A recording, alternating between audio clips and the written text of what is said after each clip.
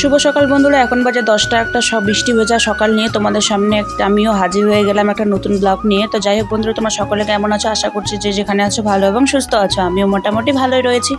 তো যাই হোক, দুদিন থেকে বৃষ্টি পড়ছে, মানে কালকের থেকে বৃষ্টি পড়ছে। তো প্রচণ্ড যা কয়েকদিন রোদ দিল, গরম দিল, বৃষ্টিটা পড়াই দরকার ছিল। তো যাই হোক, এই বৃষ্টিতে ভিজে ভিজে তোমাদের দাদাভাই কিন্তু পাতা কাটছে। তো ও এই কিন্তু জ্বরের থেকে উঠলো, আবার কিন্তু বৃষ্টিতে ভিজে ভিজে কাজ করছে, জানি না কপালে কি লেখা আছে। তো আমিও কিন্তু 10টার দিকে মাম্মামকে একটুখানি ঘুম পাড়িয়ে দিয়ে চলে এলাম রান্নাঘরে রান্না করতে। আর সকালবেলা কিন্তু বাসি কাজকর্মগুলো সেরে নিয়েছি, তার সাথে অনেক কাপড় চোপড় বেরিয়েছে, সব ধুয়ে দিয়েছি। একবার ওই ঘরে গেলে তোমাদের দেখাবো, একটা কাপড় শুকায়নি কালকের থেকে, সব কাপড় ভেজা রয়েছে।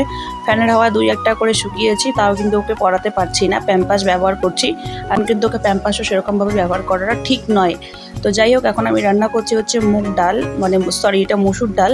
তো মসুর ডালটাকে ধুয়ে টুয়ে নিয়েছি, তারপরে হচ্ছে মাগুর মাছ কোয়াশ দিয়ে ঝোল করব। আর এখানে হচ্ছে বরবটি ভাজি রয়েছে। তো মাগুর মাছটাকে ভেজে নিয়েছি, আর এখানে আমি বসিয়েছিলাম কোয়াশ, আর একটা আলু দিয়েছি। এখন আলুটা খাওয়া যায়, যদিও আমার কাটাটা মানে সেরকম না, পুরোপুরি অনেকটা ঠিক হয়ে গেছে। তো একটা আলু দিয়ে কোয়াশ দিয়েছিলাম একটা, আর হচ্ছে গোলমরিচের গুঁড়ো দিয়ে এখন হচ্ছে এটাকে আমি ঝাল বানাবো, মানে হচ্ছে মাগুর মাছ দিয়ে। আর যেহেতু আমার ইদানিং হচ্ছে গ্যাসটাও শেষ হয়ে গেছে, খুবই সমস্যা হচ্ছে আর চুলোতে রান্না করতে। আর ওই ঘরে থাকে আমার মাম্মাম, আর এই ঘরে আমি রান্না করি, খুবই সমস্যা হয়। মানে তোমাদেরকে বলে বোঝাতে পারবো না যে সমস্যাটা কীরকম। ওকে তো দেখার মতনও মানুষ নেই, কোলে নেওয়ার মতনও মানুষ নেই। ওই ঘরে কান্না করলেও আমি এ ঘর থেকে অতটা শুনতে পাই না, কারণ হচ্ছে অনেকটাই দূরত্ব ঘর দুটোর। তো বাবা মানে ভাবছিলাম যে গ্যাসটা ভরাবো আর ওই ঘরে নিয়ে যাব, রান্নাটা কোনো রকমভাবে একটা সবজি দিয়ে ভাত ওখানেই করে নেবো। কারণ হচ্ছে এভাবে বাচ্চা নিয়ে খুবই সমস্যা হয়। আর তোমাদের দাদাভাই এখন রেগুলার কাজ করছে, এই কারণে আরও বেশি ভয়টা, জানো তো, বাড়িতে একটা মানুষের খুব দরকার। তো যাই হোক, ভগবান যখন দেয়নি তখন আর কি করা যাবে, আর আমি বা কোথা থেকে মানুষ পাই। আর আমার ওই বাড়িতে হচ্ছে ছোট বোনুর পরীক্ষা চলতেছে, পরীক্ষা বলতে হচ্ছে স্কুলের প্রজেক্ট চলতেছে। আর আমার বড় বোনু যে আছে, বড় বোনুর তার হচ্ছে আমার একটু হাতের সমস্যা। আর মা জ্বর শরীর নিয়ে, মানে মা ঠাম্মার প্রচুর জ্বর নিয়েই তো বাড়ির সংসারের সমস্ত কাজবাজ করছে। তো যে যার মতন সবাই কিন্তু খুবই ব্যস্ত, তাই তার জন্য কিন্তু কেউ আর এসে আমাদের বাড়িতে এখন আর থাকতে পারছে না। আর থাকলে তোমরা অবশ্যই কোনো না কোনো ভিডিওতে কিন্তু দেখতে। তো রান্না টান্না হয়ে গেছে, আমি কিন্তু দুপুরের খাওয়া দাওয়া করে নিয়েছি, তোমাদের দাদাভাই এখনও বাড়ি আসেনি।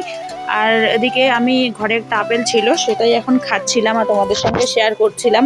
তো তোমরা আবার এটাকে খারাপভাবে নিও না প্লিজ। আর এদিকে হচ্ছে মূলো ক্ষেতটা তো তোমরা দেখেছো, তো মূলো ক্ষেতে বাবারা মূলো উঠাচ্ছে, যে আজকে মূলো বিক্রি করতে নিয়ে যাবে। আর বৃষ্টির কারণে মূলোগুলো সত্যি নষ্ট হয়ে যাচ্ছে, জানো তো, মানে কেমন জানি ছাতা ছাতা একটা ধরে গেছে। আর বৃষ্টিতে ভিজে ভিজে ওরা কিন্তু মূলো কাটছে।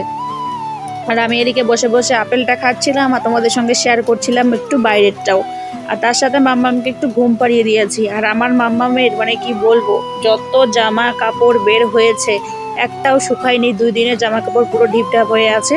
চারিদিকে ঘরে এদিকে সেদিকে ছড়িয়ে ছিটিয়ে শুকাতে দিয়েছিলাম, কমফোর্ট দিয়েছিলাম জন্য দুর্গন্ধটা হয়তো পাওয়া যাচ্ছে না, কিন্তু যদি যদি মানে কমফোর্টটা না দিতাম তাইলে ভেজা কাপড়ের যে গন্ধটা, সেটার জন্য মনে ঘরে থাকা যেত না।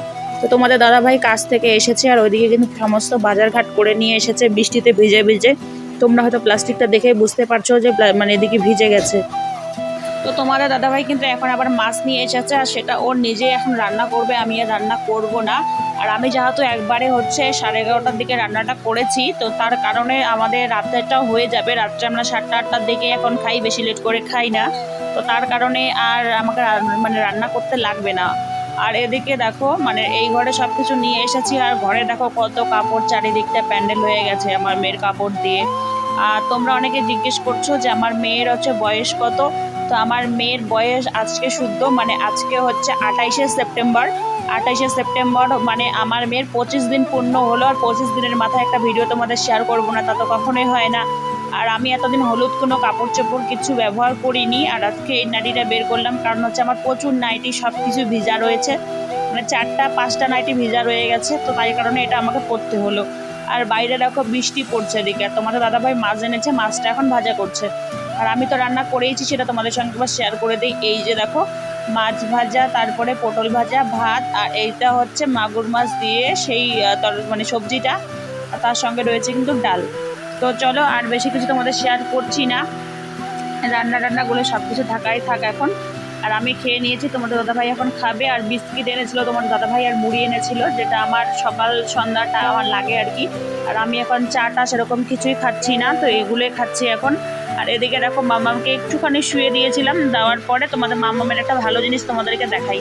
মাম্মাম ওর শরীরের উপরে কোনো ভাড়া জিনিস রাখে না, মানে হচ্ছে কাঁথা কম্বল যাই বলো না কেন শরীরের উপরে দিলে ও পা দিয়ে কেমন করে যেন ফেলে দেয়। তো দেখো তোমাদেরকে একবার শেয়ার করে দেই, কি দুষ্টুটাই না হয়েছে, পা দিয়ে ঠেলতে ঠেলতে ঠেলতে ঠেলতে পুরো কাঁথাটাকেই ফেলিয়ে দিল। আর এখন ঠান্ডা পড়ে গেছে, রেগুলার বৃষ্টি পড়ছে, এখন যদি আর কাঁথা মুড়ি দেওয়া না হয় তাহলে তো অবস্থা খারাপ হয়ে যাবে, ঠান্ডা লেগে যাবে।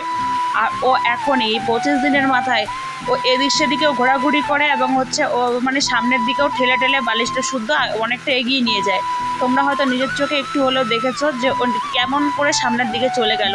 তো তোমরা এবার নিজের চোখেই দেখো, এইটুকু বাচ্চা 25 দিনের, মানে ও কীরকম হতে পারে, মানে কি বলবো। আর সত্যি মানে নিজের মেয়েকে না দেখলে আমি কোনো বিশ্বাসই করতাম না যে এতটা পাকা বুড়ি হয়েছে আমার মেয়েটা। তো তোমরা ওর জন্য অনেক অনেক আশীর্বাদ করো, যাতে আমার মেয়েটা সুস্থ থাকে, ভালো থাকে সবসময়। দেখো বালিশ থেকে কতটা মাথাটা আরও সামনে চলে এসেছে, এত দুষ্টু, দেখেছো তো। আর এদিকে আমরা তো মা মেয়ে ঘরে দুজনেই সুন্দর আরাম করে আছে। তোমাদের দাদাভাই গরুর ঘাস কাটতে দেখো বৃষ্টিতে ভিজে ভিজে চলে গেছে, কিন্তু কয়েক বস্তা ঘাস কেটে নিয়ে আসছে। সত্যি মানুষটা কত করবে এই সংসারের জন্য আমি জানি না। আর এদিকে কিন্তু কথা বলতে বলতে মাম্মাম ঘুমিয়ে পড়েছে, সারাদিন ঘুমায়। আর এদিকে কিন্তু সারা রাত জেগে থাকে, আমরা মা মেয়ে নাইট ডিউটি করি মানে সারাটা রাত। তো যাই হোক বন্ধুরা, আজকের মতো ভিডিওটা এখানেই শেষ করছি। ভিডিওটা তোমাদের কেমন লাগলো অবশ্যই কিন্তু কমেন্ট করে জানাবে। আর ভালো লাগলে লাইক কমেন্ট শেয়ার এবং সাবস্ক্রাইব করার পাশে থাকবে। আমি চেষ্টা করছি রেগুলার ভিডিও দিতে, মানে খুবই চেষ্টা করছি, কিন্তু কিছুতেই হয়ে উঠছে না। তোমরা তো বুঝতেই পারছো, সবটাই তোমাদের সঙ্গে শেয়ার করি, সবটাই তোমাদেরকে বলি। তো যাই হোক, আমি চেষ্টা করবো তোমাদের রেগুলার ভিডিও দিতে, মানে যদিও বড় ভিডিও দিতে না পারি শর্ট ভিডিও দেবো।